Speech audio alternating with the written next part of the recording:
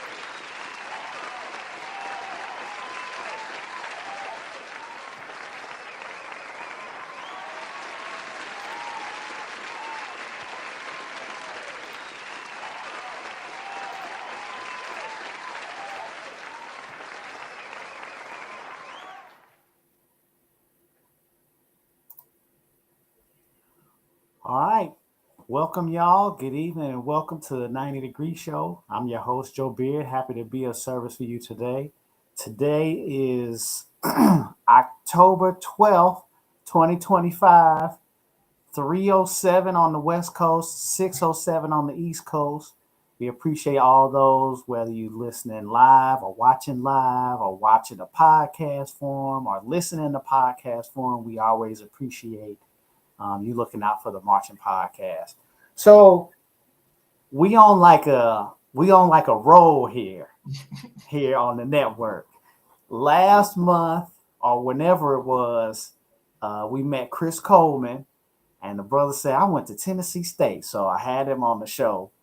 And so this summer, I'm at one of the gyms, and I see this brother walking in with a HBCU shirt on. I don't want to ruin it just yet. All right. And he come out like, what the hell? Like, what? Now, for all the folks that kind of know, I'm an hour from LA. I'm an hour from LA, hour from Palm Springs. So we right in the middle. So HBCUs, we know that it's not a whole lot of them out here. And the more I guess excitement, if you will, more folks, more graduates is gonna be in LA, maybe San Francisco, maybe like the main areas, but an hour out, you're not gonna see it that much. I'm thinking for years I'm the only one out here. All right. So I meet this brother here, and we welcome to the show Shawn Hinton. And so we're gonna find out where he went to school, find out all about him. And so I got another neighbor out here, and I feel really excited about it. So we welcome to the show Shawn Hinton. How you doing in this podcast, man? I'm doing great. It's good to be here, Joe. It's a pleasure. I appreciate it. Yeah. And so all the folks, I guess you could probably see his shirt when we Yeah. switch to the camera. That's where he went to school. So the brother comes up in the gym with the bulldog. So I was like, what? Like at the gym. So had to go over and holler at him, had to meet him, find out the brother's doing well for himself. Again, we got the good HBCU education out here, out here doing productive citizens all throughout the world. So I wanted to, put him on the show so we could tell his story. So thanks for being on the show, man. I'm excited to talk to you. Thank you for having me. Yeah, man. So let's get right into it. Shawn, where you from? I'm originally from Huntsville, Alabama. Okay, so you from Huntsville. Yes. Now, are your folks also from Huntsville or Alabama? Like, where are they all from? Yeah. So my dad is from Huntsville. He was born and raised in Huntsville. My mom is originally born in Mississippi, but she was raised in South Bend, Indiana. Wow. Wow. Okay. Yeah. So my dad is from Mississippi. Okay. Uh, how did she get all the way up to South Bend? So my grandma moved up there because she's also from Mississippi. She's from Rosedale, Mississippi. Okay. So she moved the family out to Indiana, and they kind of bounced around a little bit because they lived in Chicago for some time. Had an uncle born there, and then but ultimately they ended up in South Bend, Indiana. So she grew up, went to high school there, and then had my oldest brother in towards the end of high school and ended up moving down to Alabama, and she's been there since. Okay. Okay. That's cool. It's funny, man, because that's like the story for all of us. A lot of folks are from like Mississippi, maybe Alabama, somewhere down there. Yeah, down And south. then, yep. And then the whole great migration all Yeah, up to yeah, north with moving to jobs and all that. So I ain't gonna lie, man. It was so many people, and it might be like this at A&M, but there were so many people at Jackson State, and they were from either Chicago or Detroit, and like they grandparents and all of them was from Mississippi. yeah. I knew a lot of people from Detroit, a lot of people from Chicago. There was a few people in my department who were from Chicago. So yeah, it was a lot of people like the Midwest area, where definitely went to like A&M and like some of the surrounding schools in Huntsville too.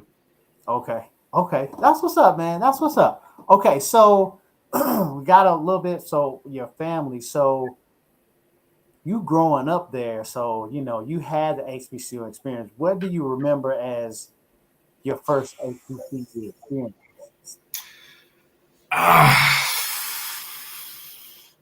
Honestly, I'd say probably trying to find my way around campus. Like it's always hard finding your way around campus and stuff. But if not that, I'll probably say fried chicken Tuesdays.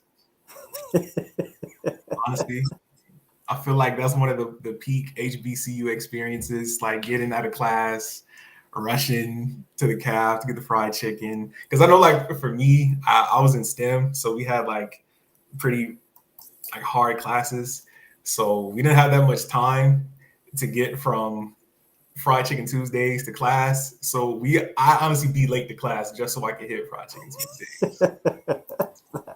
That was up. So what about like as a kid, like what would you remember as like your first exposure to a HBCU?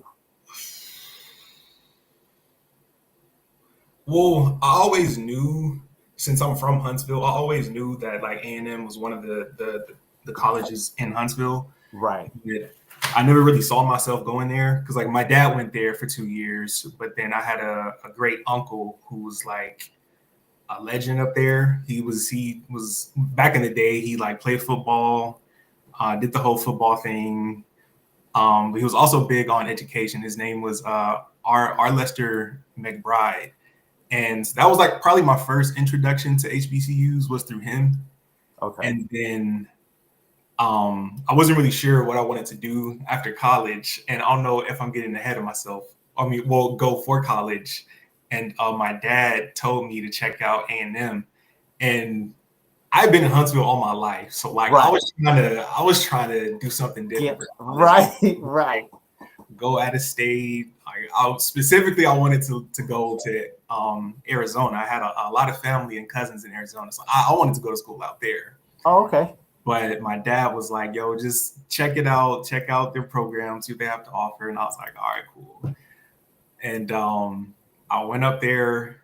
This was like, I think my senior year, and no, I'm sorry, this wasn't my senior year. I went to community college for 2 years. So during that time, I was trying to see where I wanted to go, and ended up going to see some professors in the different departments, and I was sold like immediately.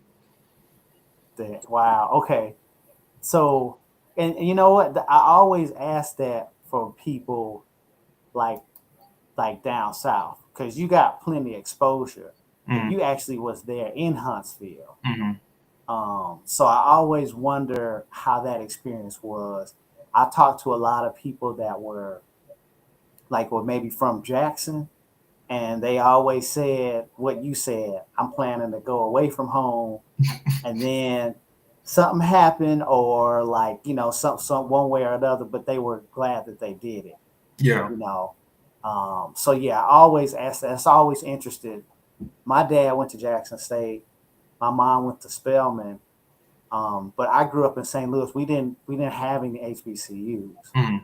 There's one there called Harris Stowe State College, but that don't count. It's it's it claimed like I think it's registered as an HBCU, Yeah. but it's like a commuter school. Okay. I I think they trying to get like dorms, but it ain't nowhere near like the experience. Like Yeah, yeah, for sure. right. So I actually tried to go somewhere other than Jackson State. I went to Johnson C. Smith first. Mm-hmm. And then I transferred the next year to Jackson State. I tried to do my best not to go to Jackson State. Why That is ain't that? how. So, uh, just kind of like similar to you, my dad went to Jack. He was in the band too. So, I mean, that was his main exposure. We went to Memphis every year, Jackson Mm-hmm. State, Tennessee State. If they came to Chicago, we went there. And then the Circle City Classic in Indianapolis, Mm-hmm. we went there. So I always liked the band and I always thought it was cool, but I was like, I want to make my own, like, I was like, I want to make my own story. Yeah, Right, yeah. right, right. And then I went to Johnson C. Smith. I marched in the band there. And then we got crunkled by a high school band. This high school this this high school came in. They were like mini A&T, and they came in and but So then I transferred. I was like, all right, Dad, I'm going to Jackson State. He was like, yeah, you know what I'm saying? He was excited. But it turned out to be a good decision. You know what I'm saying? Yeah. Yeah. So I'm sure you can relate in a lot of ways. I wanted to get away, but I mean we didn't, have anything there. So the next closest thing was Jackson State, and I ended up going there, similar to you. You know what I'm saying? Okay. So what was your so you basically say you went to community college, and after that, you had some other eyes on some other schools other than like outside of Arizona. What schools did you have your eyes on before you decided to go to A&M? University of Arizona, but that wasn't looking back on it. Like now that I'm an adult, that was just me just trying to like go Right. just go away from home. Like, Right. I want to spread my wings. Like I hadn't looked into any other programs. Like I was just like I want to live in Arizona. I want to go to the University of Arizona. Right. I hadn't looked at any courses, nothing. I didn't even know what I wanted to do immediately after high school. So but when I was choosing colleges, well, since I didn't know exactly what I wanted to do, um, my parents suggested I do community college where I could pay cheaper, still get a good Yeah. education. I don't have to build up a whole bunch of debt. Right. I can get my grades up and then get a scholarship. When I transfer to my 4 year for my last 2 years or whatsoever I have left. And so it was also a recommendation from my brother because my brother went to community college too for his first for he went to community college for 2 years. But so I went to community college, Calhoun Community College in Huntsville. I didn't declare a major, but I was doing basically all my basic courses. And I got my associates there. So I did 2 years there, got an associates, and then I was trying to figure out what I wanted to do. I had an interest in like TV media, that type of thing, Okay. telecommunications, but then I did like food. I just didn't know what I wanted to do with it exactly. And so like my dad's a chef, so I know how to cook. Like I enjoy cooking, being in the kitchen and stuff like that. So he like, hey, go to A&M. You have the grades for it. You can apply for a scholarship. So I was applying for scholarships. I applied for A&M, and I went up there and I talked to the professor in the telecommunications department, Professor Robinson, and I went to talk to the food science department head, which was Dr. Verghese, and the lady who ended up being my advisor when I got there, which was Dr. Coggins in the food science department. So I ended up majoring in telecommunications and minoring in food science. Wow. So I think after my first year and a half, 2 years, I decided to switch full time. Well, switch them. I made food science my major and then telecommunications my minor. And that's what I ended up finishing like my degree with was like a major food science, minor in telecommunications. And another reason why I went to A&M is because I did pretty well at community college, they gave me a great scholarship. Like I was on full ride the rest of the time I was there Wow. but I did an additional a semester and a half, and I had to cover that and some other stuff myself. But like that's still a scholarship covering X amount of money. Right. And because college is expensive, like people have debt, so getting that type of scholarship was like a blessing in itself. And so also the education I got there, like I feel like I'm prepared like in my job because of the education I got Right. at A&M. So all those factoring together, like I recommend anybody to go to an HBCU. Like, Yeah. Yeah. That's a huge part of it because man, I actually had this. I had a trumpet instructor, mhm. and he went to Mizzou or University of Missouri. That's but everybody in Missouri call him Mizzou, and black dude, Mhm. and and it's a lot of black folks that feel this way. And in our experience now, when we get out, a lot of them have changed their minds, but there was always this sentiment. It was like, man, it's hard. We black, and it's hard enough. If you go to a black school, man, I don't know if you're gonna get a job.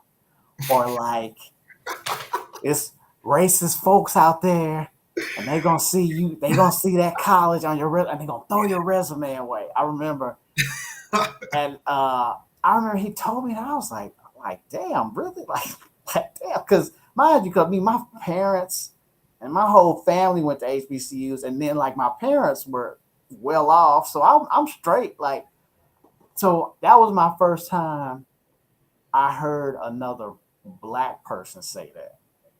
I was like, damn, like, you know what I'm saying? I wouldn't even, and the funny thing is, like, when I was young and I was thinking about college, I wasn't really thinking like after the fact. I was just trying to go to college, like, you know what I'm saying, have a good time. So it's cool that you say that, because, and that's part of the reason why I'm doing the show, and I interview a lot of black college graduates, just so they could say, hey, you know, like, hey, I'm from Huntsville, and I'm out here in California working, and you know, did nobody throw my resume in the trash? You know what I'm saying? Nah. Me personally, no, I don't. Nah, that's never happened to me. Yeah. Right. But it was crazy that I remember he said that, and then later on, I've talked to more people, and they straight up told me, they like, yeah, I felt like that. Like, I was scared to go to a black college, because you know I didn't know what was going to happen to me in the real world. You know what I'm saying? So yeah, that was So I'm glad you said that, because again, that's kind of that's the theme of the show. You know what I'm saying? So that's why I'm glad I met you, and I'm glad you're here to share your story. Yeah. The other thing I think that's cool is hearing more about different programs that HBCUs have. I didn't know that Alabama A&M had a food services major. So you say your dad is a chef. Yes. So did you want to be a chef? Like, what? I guess, like, where in your mind, like, where were you going with it? I don't think I wanted to be a chef specifically. I just know I wanted to do something with food, because I just like to eat, and my parents can cook. Like, all I know is good food growing up. Right. And like, we always have people coming over our house, like after church or on the weekends, and just seeing how food brings people together. Like, on top of it, you know, tasting good. So that's why I love food. And so the route I wanted to go, or I thought I wanted to go, I wanted to do like the Guy Fieri stuff, where he's going around trying different food. Oh yeah. Stuff like that. So that's kind of what I wanted to do, which is why I initially did the food science and the telecommunications combo. Nice. So that was my thought process. But like I said, I learned a lot about food science and all that it has to offer. Because like, every time I say I'm a food scientist, people think I'm a chef. I'm like, no, food science is way deeper than that. Like, there's so much that you can do with food science. Like, you can work for the government. When I was at A&M, I had a summer internship funded by the government, USDA. They funded our projects, our research, all of that. You can work for a private company, for example, that'd be like Coca-Cola or Pepsi or something like that. You can work in manufacturing. Like, there's so much you can do with food science. And I didn't know any of this until like I got into the food science department. And like, the courses we're taking literally show different areas of like how it works. Like, we had to take a course called Food Laws and Regulations, where you learn about FSMA, like why it's important, the legalities behind it, how it plays into like food and regulation, FDA, all this other stuff. Like I said, I feel like A&M prepared me like for what I'm doing now. So yeah. That's pretty good. I also thought about it's a show on I ain't watched the whole thing, but it's a reality show in Huntsville. Love and Marriage. That's what it Love and Marriage.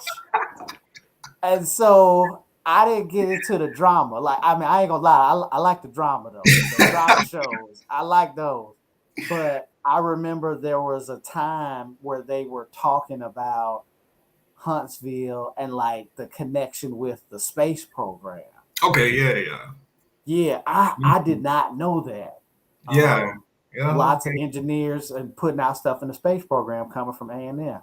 Yeah, like yeah, are the engineering program. Like I know people who I went to school with at that time who are in the engineering program. Like they're getting offers to Boeing immediately out of college. They're getting Wow. offers to go here. Like, hey, come work on the Arsenal. Like HB A&M. I don't say it to be biased. Like, yes, I'm a rep my HBCU, but Of like course, right. it's the school like produces greatness. Like Right. the yeah, it's a good school. Like I really feel like it's a good school. Like you can go there and do like whatever. They have a great engineering program. Their bio program is great. Like people I know have gone on to med school after or gone and done research programs and then go to med school and so on. Like it's a good school. It's an amazing school. Yeah. And that's excellent, man. I know because I'm always entering stuff through the band world, but Mm-hmm. I know the band director there at A&M, Carlton Wright. He actually went to A&M, and Mm. he's the band director now. And A&M's really good. The band program is really good. And then he has a couple. Say what now? Best band in the land. Oh Best band in the land. Come on. yeah, they're really good. And So I know him, and it's funny we kind of get into that. When I started doing the podcast, it was really kind of to talk trash with other HBCUs, and it was like hopefully a platform where I could just say Jackson State was blowing everybody out. I was. Uh, but then I actually started to get to know the directors, and like the directors are cool, man. Especially since a lot of them went to HBCUs, and then you actually start seeing all of the things that they have to go through. Mhm. You know, I have a friend that he's I think at Claflin, I believe now, but he wrote a book, Diary of a Mad Band Director, and he was basically talking about his experiences of stuff like having like an emergency plan when the band goes to a football game or goes to an event and like one of the buses comes like shuts down. So Mhm. damn, there's a lot of stuff I ain't never even thought about. So I started getting away from they crunk on y'all. Or like, what I'm saying? Because it's like, man, them directors, they doing a lot. Getting 100, 200 students, ready for a Mhm. performance. So that's when I started doing more like the interviews. I kind of do that now. Mhm. If we do talk about something, it's more of a conversation. But yeah, I had gotten away from that. Um, and A&M was out here for the Honda Battle of the Bands Oh yeah, back in that's so fun. February. It was So a really good experience, man. It was about over 60,000 bought tickets and showed up, so it was a big success. I got to see Brother Wright, and then another one of his assistants. I know three of his assistants at A&M. I mhm. know all of them from the years I've been doing this show, and I met all of them. So Mhm. I'm a big uh, marching maroon and white fan. You know what Yes, I'm sir. saying? Uh, but yeah, man. So it's good to also connect because again, HBCUs we all we got. You know what I'm saying? Nice. So so that's what's up. I also wanted to tell you too. A young quarterback. and I don't know how well you were following the football team, but a young quarterback from my high school went to Alabama A&M and was the starting quarterback, Akil Glass.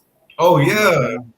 yeah, Akil Glass went to my high school, yeah, man. yeah, Yeah, so I think he tried out for some NFL teams. I can't yeah. remember Yeah, I saw what. he was on some training camps, Yeah, but I think he's playing in a different league right now. I think he's pro. I just don't know where he's pro. Like what yeah, he's playing for. yeah. I got to reach out to. I'm trying to reach out and touch base with him so I can have him on the show. But yeah, he was from my high school, man, and went to. I'm like, what? And I didn't find out about him until Dion came to our school. Mm. And we played A&M, and they like young Akil Glass out of St. I'm like, what? Out of St. Louis? And I said something to somebody about it. He said, "Man, fool, he went to Luther North, which is my school." Like, what? Yeah. So, so yeah, I'm looking out if if I ever find somebody, I'm reaching out to him so I can have him on the show. Yeah. But yeah, man. So I love Alabama A&M too, man. I really appreciate the school, and it's good that, like you said, that it's a good school and it's producing greatness, like you say.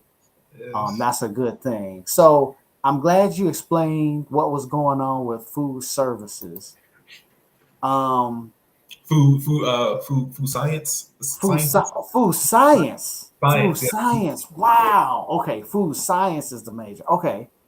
Um, so now you, like you said, you started out with the communications minor, food science, then switched it.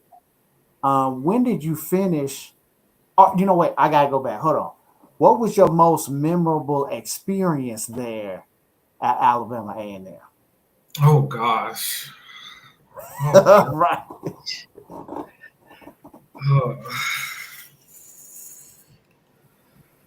I'm gonna think about that. That's hard. I know. If I had so many, it's a lot. It's a lot. Like I had a great time at school.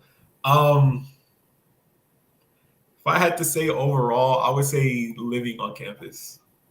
Yeah. Because you were from Huntsville, but still, it's still different. You're allowed to then stay on the yard there. Yeah, because I didn't stay. I stayed at home I think the first year I was there because housing was all gone. So the next year, see, let me tell you, and this is part of the HBCU experience, and I'm pretty sure every person who's been to an HBCU and stayed as a dome has experienced this. But I still love my school. So so the first year I stayed home. Second, next time I was able to get inside on campus. So I was supposed to stay in Normal Hills. Now Normal Hills is basically the apartments of the college. They're literal Oh, apartments. They're nice. just like on the edge of campus. Okay. And you have your own bathroom. It's literally an apartment. Like you have a common area, a living area, full kitchen, and two full apartments with your own bathroom. So I had applied and got approved to stay in No More Hills the first semester. Now, even though I do stay in Huntsville, I still had to like lug all my stuff from home. Of Like course. all my, all the stuff that you buy for a dorm, brought it all on campus, got a big old van my mom had, packed that up. And I get to Normal Hills and I go to check in and I give them my name and they're like, okay, just hold on. So then they call me back up and mind you, I've already been approved. I've already been approved. Right. They basically they told me that they booked a storage unit instead of like an actual apartment. I guess an apartment that was now a storage unit or something. So basically, I couldn't stay in No More Hills. So Oh. I'm like, all right, what about? So basically, I'm asking them like, okay, can y'all at least like try to find another apartment? Right. Basically, long story short, it didn't happen, and I ended up staying in the new dorm The new dorm was basically the new dormitory that was built on campus. Super nice. So I ended up having to have a roommate and stay. And I got put in a new dorm because like I wanted to stay on campus. I wanted that experience. So I was like, I'm not gonna let this like get me upset or like go back home. I was like, no, I want to live on campus. I want the experience. I was like, fine, I'll take new dorm. I'll take it. Wow. Somebody else told me an experience they had that where they had sent their daughter to North Carolina Central and something happened. He said the same thing, like, I love HBCUs, like, and all of it. But something happened where his daughter, they were from Charlotte, and I think North Carolina Central was in Durham, I believe. I know it's not in Charlotte, so it's like a drive. And so they go over there, and they had their housing assignment, and there was an issue or something that popped up when they got there. And I can't remember if she stayed in like another dorm or what happened, but he said that on the show too, where it was like it's like housing issues pop up, or like they overbook stuff or something like that. So you stayed in the new dorm. Did you then stay on campus until you graduated? Yep. Okay. I did 1 year in new dorm, and then after that I was able to get into Normal Hills. The apartments. Yeah, the apartments. Okay. So what year was this when you moved on campus? Okay, so let me do some math because I graduated high school 2014. I did 2 years at Calhoun. So I say 2018 is when I first got on campus, I think. Okay. So I spent 2 years on campus total, I think. Yeah. All right. Let me ask you this. And this is kind of a staple because I finished high school in 96 and went to Johnson C. Smith for a year. And then I was at Jackson State in 97. So I always like to hear about people's move-in experiences and what it's like. So you moving in 2018, let me ask you, did the dorm room have a refrigerator where you were? Like in the room. In the room? Yeah. So in new dorm, you walk into the common area. It's a small common area. Then it's 2 doors. It's the door to one room and then the other room. So it was like a suite. Yeah. Okay. All right. And so then in the common area I think we had a microwave in there, and we had a refrigerator. Oh, see, man. So it's dope that we are evolving. You know what I'm saying? Because I'm telling you, in the 90s, man, it wasn't like that. So what do I have? So of course you roll up on the yard and you got your stuff in the car and everything. Of course, the main thing is a lot of folks go to Walmart or go to wherever and get all the cleaning supplies and stuff. So then they clean, you and your parents clean everything, but then my folks had to buy me a refrigerator. We didn't have refrigerators, man. We didn't have that, man. So microwave, oh my God. If somebody had a microwave on your floor, I mean, everybody would be like, yo, man, can I borrow your microwave? Like, you know what I'm saying? And then it came down to the economics where like your folks already sending you there. Can they then afford to then put a microwave and all of that in your room? So I didn't have no microwave, man. We didn't have a TV. Did y'all have a TV? No, we had to bring a TV. Like all electronics and stuff, you had to bring your own TV. All right. So yeah, we didn't have the TV. What about, I guess, the internet? Was there a Wi-Fi in your room, or did you have like a modem and all that like in the room? Nah, man. So the way new dorm was set up,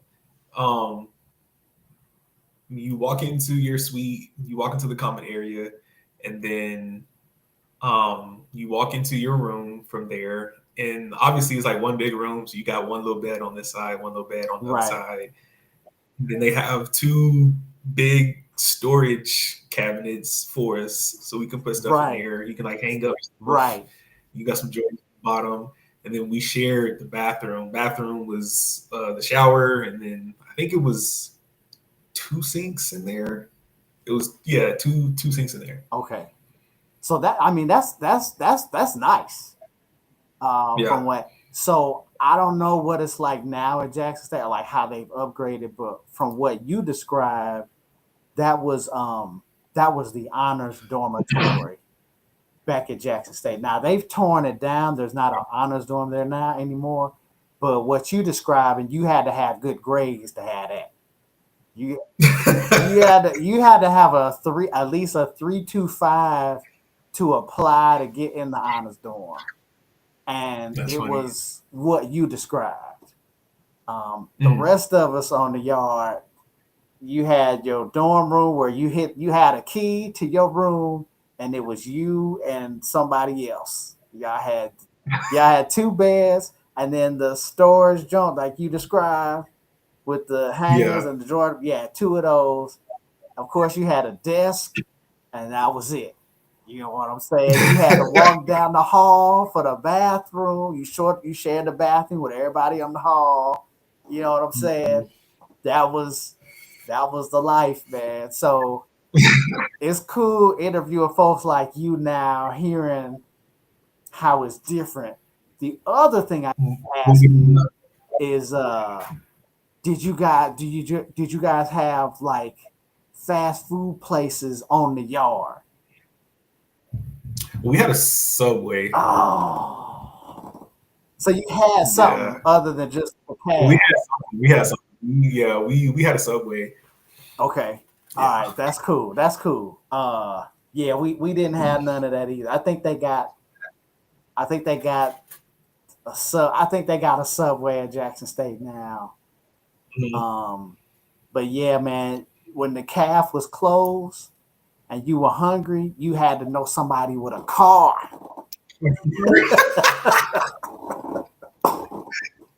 Already knowing. Right. And if you had a car, you're like, yo, man, they hit you up like, yo, man, I'll get you something to eat, man. You know what I'm saying? You know.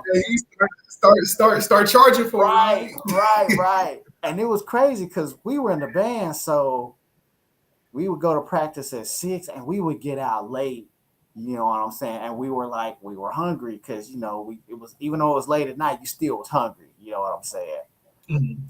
So the people that had cars, you know what I'm saying, that was, man. So it's dope now hearing the differences from what it was like back in the 90s, man, because I'm starting to get up there in age a little bit or something, because now, wait, so let me ask you this. I just really, did y'all have a landline in your room?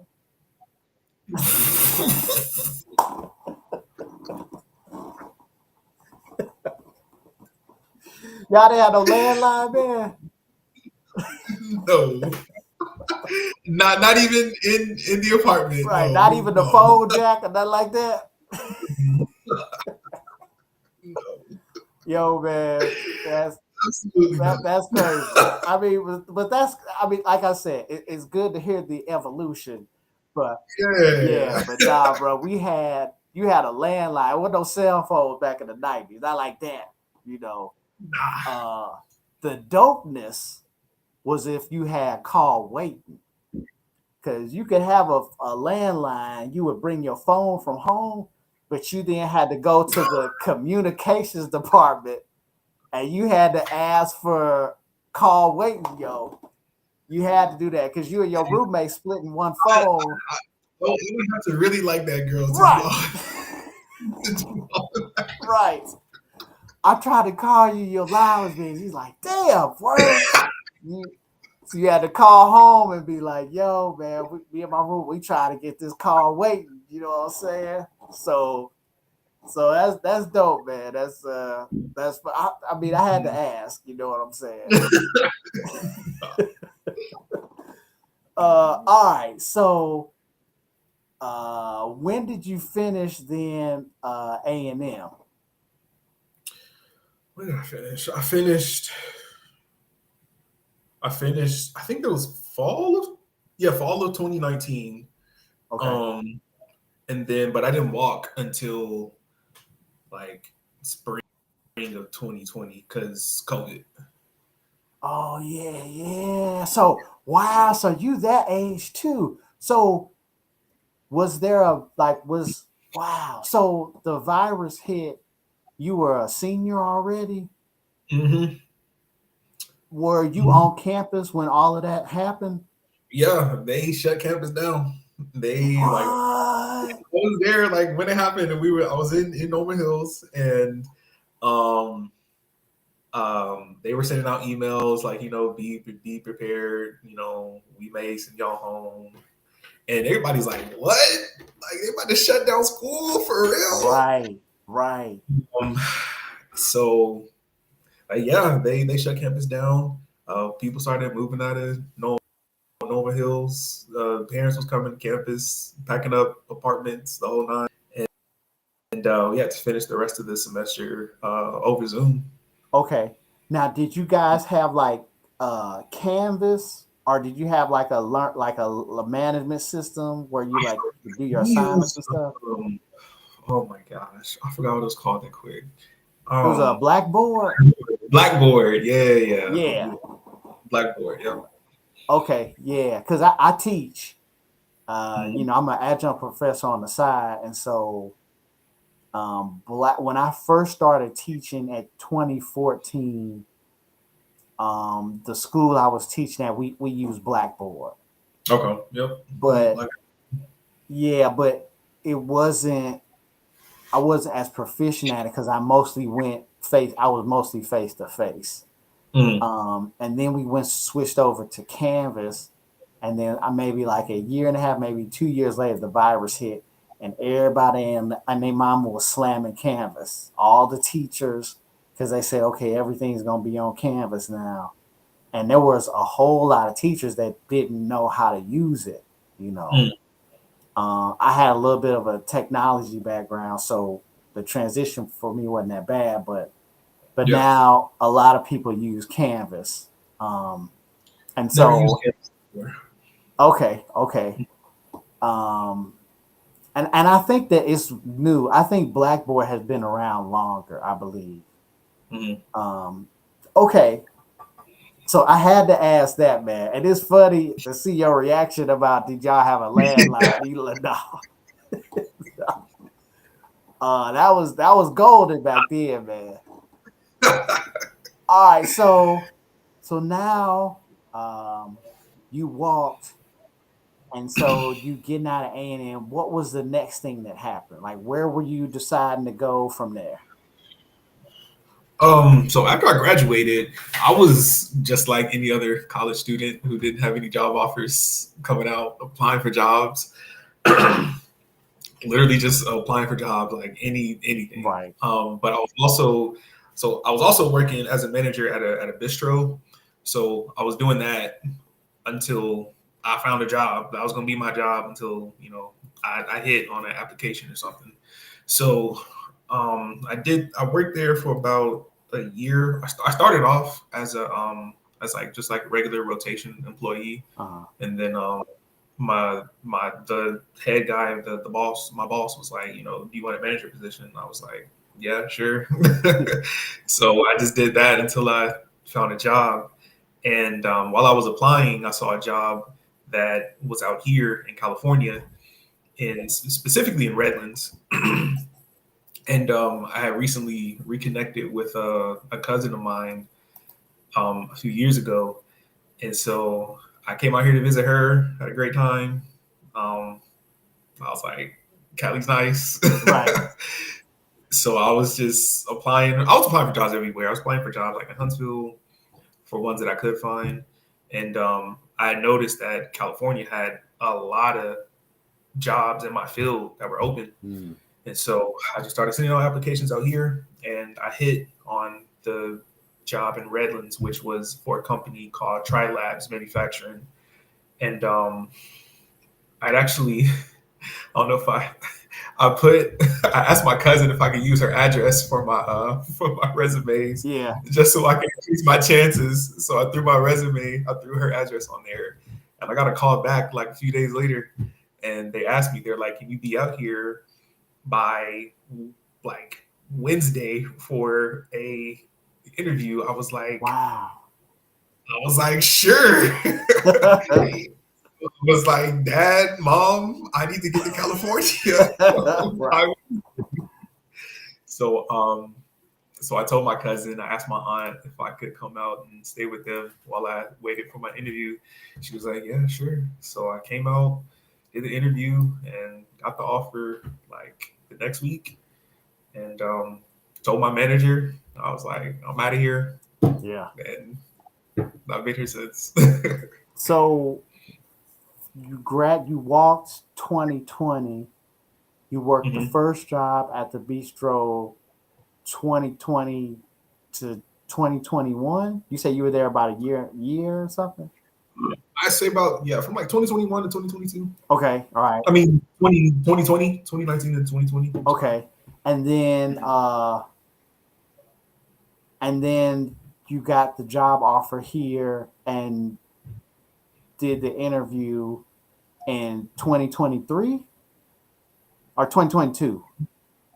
20 I'm sorry. When did I say I got that job?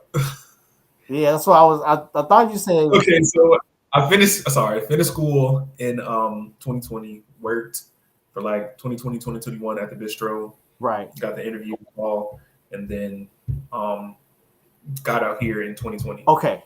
Okay. All right. So damn, man, so you work in Redlands?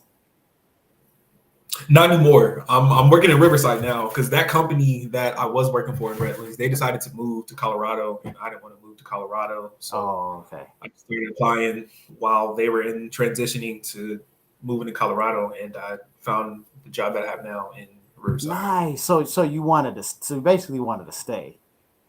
Yeah, I did. Yeah. So okay, so you remember where in Redlands this place was? Yeah, it's actually over off of Redlands Boulevard. Okay. Like Yeah. past downtown or No, this is way before you. This is like This is basically like 2 streets over from Loma Linda's campus. oh, okay. So you're over there. Okay. Okay. All right. So that's like before you get to like Walmart and all of that stuff like that. Yeah. Yeah. Yeah, like right before is when you cross over Mountain View. Okay. Oh, bet. Okay, I know exactly what it is. I got my car from that Honda place, that Spring Honda. Oh, Spring. Yeah. That's where I got my car. Okay. All right. So that's dope, man. You got found a place in Loma Linda. Now, are you out here by yourself? No. I'm out here with my wife. Okay. When did y'all get married? We got married last year, actually. Oh, congratulations. Oh man, y'all still newlyweds here. Now, did she go to A&M too? No, she went to Oakwood University, which is another HBCU in Huntsville. What's it called? Oakwood University in Huntsville. What? Oakwood? And it's a black school? Yeah, it's a black HBCU. What? I ain't never heard of Oakwood before. Really? Yeah, I haven't. Well, they don't. Do they have a band? No. Okay. No. See, yeah. I hate to say that's where my main attention is, and it's been like that for like 30-some years. But yeah, if they don't have a band, I don't really, Okay. No. Yeah. So, and is she from Huntsville too? She is. Okay. Oh, that's what's up, man. So you got the gig. Did she move out here with you? No, she didn't move out here until I'd say last year when we got married. Okay, cool. And so she's now looking for a gig out this way. She had 2 jobs. She was working for the CDC doing social media. She got furloughed because of the foolishness going on right now. And then wow. she's also a health coach also. Okay, that's what's up, man. That's what's up. Okay. So yeah, man, we definitely have to go since y'all here. We have to like go out or something, man. Like Oh yeah. since y'all here, we got to take y'all to dinner since y'all in the area. My wife, uh, she's Mexican, so Okay. I wasn't planning on getting married. I was planning You to weren't? oh no, I was planning to come out here and kick it till the wheels fall off. You know what I'm saying? That was my plan. And the company I work for here in Redlands is the biggest map software company in the world. So we have offices all over the country, including my hometown and in Charlotte, where my mom is. So the Okay. idea is that I was going to be here and then I was going to work and get my salary up to where I wanted to be. And then I was going to move, I was going to transfer to Charlotte in North Mhm. Carolina. And then, look after my mom. And then maybe like start settling down, start trying to grow up and all of that stuff like that. But it didn't really happen like that for me, man. So I met her. Um, she's from LA, and then because it's way more quiet. I mean, it's really nice family area where we are. It's quiet. Oh yeah. So she moved out here, and I've been out here ever since. But yeah, man, I wasn't planning on doing that. So since y'all here and y'all, y'all newlyweds and everything, we definitely got to take y'all out somewhere, man. I'd While be you down. I here, appreciate it. yeah, man, that's definitely cool. Cause I know I'm in Riverside sometimes, like with with my chapter. Um, Mhm. like we were talking about, it's a city, it's Inland Empire, like wide, so it's a whole bunch of colleges, and we mostly post up at UCR. That's where mostly like we post in that area. More bros are live in Riverside, so we're Okay. over there. But yeah, man, I'm glad that you out here now. So what do you do now there in Riverside? So Riverside, I work for a company called Bonza. I'm on the product development team there. It's one of the many things you can do with like food science. Also, I Right. always got to plug in food science, um, especially for like people who look like us, because it's a lot of money in food science. Hmm. It's a lot of job opportunities, and it'd be good to have more people who look like us, in those fields because we're also needed too. Right. Um, So what I do at Bonza, so I actually do. So I'll start with what I did when I first went there. So when I first took that position, I was on a product development team. Okay. So on the product development team, we're responsible for like managing the product lines that we have. And at Bonza, we make food from chickpeas. It's gluten free, high Wow. in protein, got a good amount of fiber too. Um, and we have a few product lines. We've got waffles, we got pizza, we got pasta, got mac and cheese, rice. And what we do there is basically um, managing all those product lines. A part of what we do is making sure like the product still tastes good, making sure we're still hitting all our nutritionals, make sure we're meeting all our goals with the products and like what we intend for it to be for our consumers too. Right. Um, and what I also do there is I do quality, a lot of food safety. So with food safety, that's basically making sure your food is safe to eat, Right. and that's partnering with all everywhere a product is made, just making sure that their facilities are safe, their processes that they use to make our food is safe, and yeah, that's a little bit of what I do. That's cool. That's cool, man. So that's cool. And then you drive. What is that? The two. You take the 215 every morning. So Every morning. yeah, Not well, not every morning, but yeah. Yep. and It's then 2:15 straight. do you go into the office every day? Not every day. Um, it's it's kind of like a hybrid position, but I do try to stay on site as much as possible. Yeah. Um, but yeah, it's not far. The plant's probably about less than 30 minutes Okay. from where I live, so it's not a bad drive at all. So is it like when you get on the the 215, and I know you pass like the Fiesta Village and all that stuff like that. Do you go all the way down to downtown Riverside, or is it before that? Basically, like right before Okay. You get downtown Riverside. Okay. Oh yeah, so that's not that bad.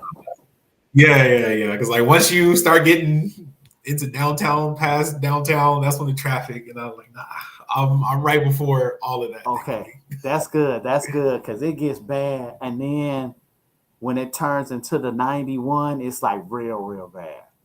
Horrible. Yeah, horrible, man.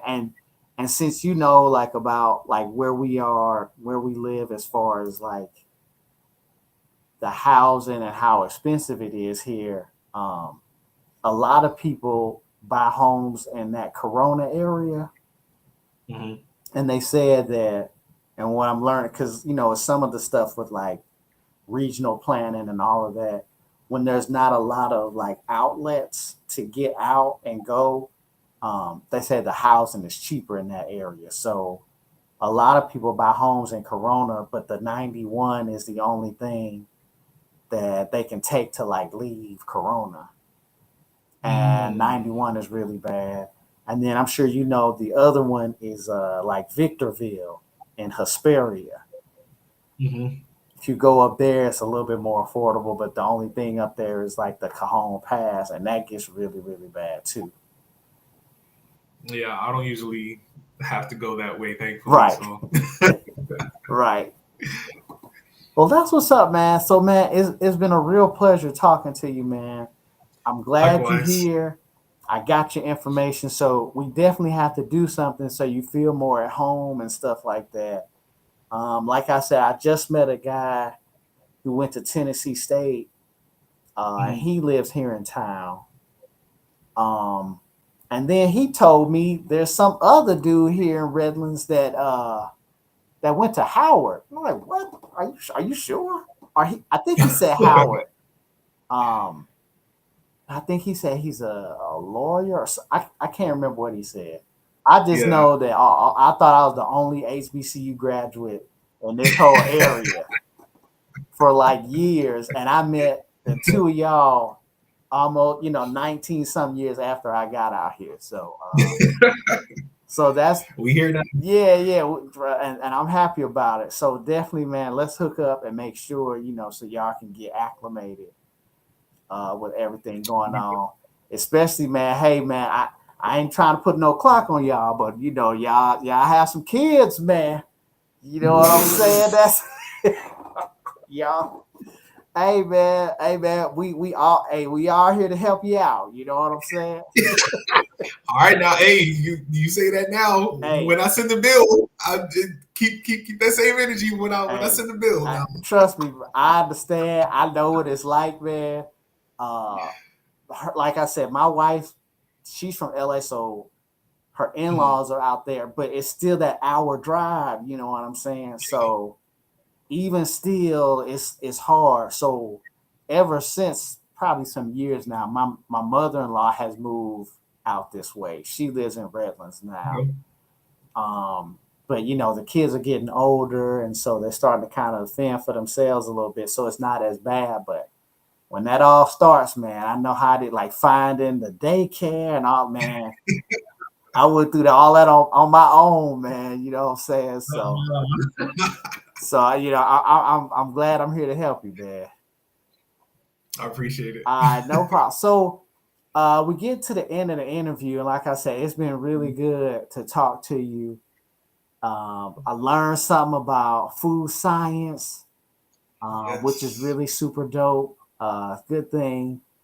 And now you saying, I bet you there's probably some jobs over where I work, but we'll talk more about that offline. I don't want to poach you from the company. I mean, because then I'll help you eliminate even getting on the 215. You know what I'm saying? You just come right to Redlands. But yeah, I'll talk to you more about that later. But it's been good to meet you. I'm glad I met you in the gym, man. And I'm glad you was representing with the shirt. Yes, always. I be having stuff on. Don't nobody know what I'm. Don't nobody know what I am. Actually, there is one time I had a frat shirt on, and a black dude over at EOS, he came over and said something to me then. You Yeah. might have seen this dude, real tall black dude. He's a pretty big dude. I'm sure because he's over there around that time where I saw you, but he's from Mhm. Arkansas, Okay. and so he had family like they went to Pine Bluff and all of that. And he knew some people who were Hughes and all that. So I was like, okay, that's cool. You know what I'm saying? But yeah, you were the first one I had seen, man, with that. So I'm glad I met you, man. So we definitely gonna keep up. Is there anything that you wanted to land? Any advice that you want to give? Anything that you wanted to put out there before we sign off? Oof. I mean, I went to a HBCU, so I'm always going to advocate for HBCUs. I had the time of my life going to a HBCU. I got a great education going to an HBCU. Um, if you ever are on your toes about what school to go to, consider an HBCU. Like it's a great investment to your life, and it'll be one of the best decisions you've ever made. I agree. I definitely agree. And I like the fact that you said consider it. Just put it out there because I think we got to dispel a lot of ignorance. Even people even attempting to even go for a college visit or even consider it. A lot of people have made up in their mind, oh, I can't go to a black school. Like, you know what I'm saying? They're missing out. Right, right. And a lot of people I've talked to over the years, um, like a lot of them have said, man, I probably should have gone to like, a black school if I could do it over. Because now, I think a lot of it is now they see a lot of us and all of us are all working and have good jobs. You know what I'm saying? So it's like, that could have been me too. So You look that's dope, man. Really appreciate your time. So let me give you a round of applause here. Thank you for having me. Huntsville. So we appreciate Shawn's time here on the Martian podcast. But like you heard what he said, even considering the HBCU, he's doing well for himself. He got a great education, and now he's all the way out here in California, being a productive citizen and paying taxes and everything. Uh, so shout out to him, and like I said, let's definitely hook up, man. So Like that, yes, we sir. we definitely take you and your wife out. Get you guys dinner Yes, sir. Sounds good. while you're out here. Sounds good. If you're interested in becoming a sponsor or a patron to the Martian Podcast, you can contact the show. So we'll give you the criteria so we can start to pub your business using our platform. You guys see here an example uh, of the sponsors that we have to the show. Shout out to them. And I want to say a quick shout out to Michael Okoro, really quick, here at Math-Sci Tutoring. Um, really excited to meet him. He's a bruh, but he has a um, math tutoring, and he's actually tutoring my daughter now in math. Um, and hey, Shawn, hey, when you had them kids, man, they come through with math. We already got a tutor for you. You know what I'm saying? But it's part of the whole network and the connection here. What we're doing, where I'm able to reach out and help my kids with something. You guys already know Bull City Music School. I put that up there. Janetta Powell. I went to school with Janetta, got her great music degree from Jackson State. So now she has her own music school out in North Carolina, and she taught my daughter how to play piano. So really believe in all the people here in the network and all your business. So please reach out to me, and then we'll put your icon here on the show. Also, too, if you guys have noticed, at the bottom of our ticker here, we also have the running information at the bottom of your businesses as well. So make sure that you guys contact the Marshall Podcast so we can start to pub your business using our platform. and we circle the dollars here in our craft to help build communities and build opportunities for our communities. That's all the time we have for the podcast. Check out the website, donate what's in your heart to the marchingpodcast.com. Like us on Facebook, follow us on Twitter. We're on TikTok now. If you Google the Marching Podcast, we show up everywhere. So we can start to, continue to build information about HBCUs, but also we build resources and build some money so that we can donate to the students that are in our National Signing Day, which happens in the spring, for those students who are electing to go march in college in the fall. And it doesn't have to be at HBCU. We've had people announce on our show that they're going to, University of Washington and all that stuff like that. But that's what we're doing. We want to help support those students that are going off marching in marching bands in the fall. All right. Thanks to you for listening. And always remember, the eye is a better pupil and more willing than the ear. Advice may be misleading, but examples are always clear. See you next time.